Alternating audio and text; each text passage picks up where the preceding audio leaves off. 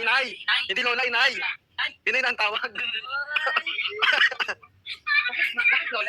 Kaya nga di ba dapat ang tawag, inay? Ay, inay. Oh.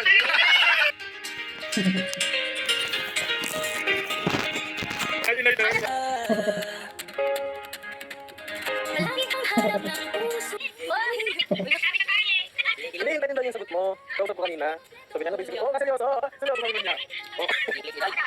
Ay, di ba niya? Bakit naman yung sagot mo? Babalik daw. Balik ka dito. Tama nila na uy. Hindi ko pwede siya. Ay, kailangan naman ako. Ay, no. Inay yun, no. Ay, kailangan ako. Ay, ilan ka nga? Ay, sos. Seryoso, babalik ko kayo? Oo.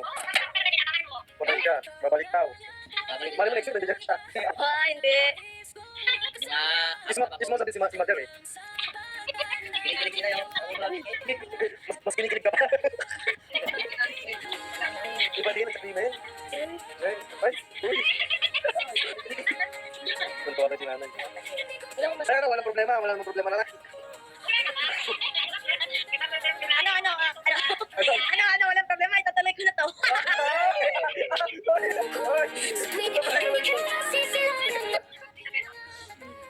Patay. O siya, sige na nanay. Bye-bye. Bye po. Kayo din po. Bye-bye na. Ingat po kayo. Bye!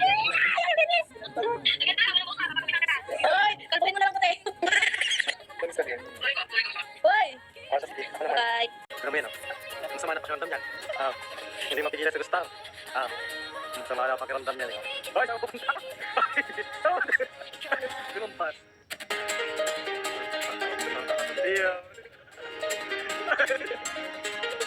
Sa unang beses natin pagkita.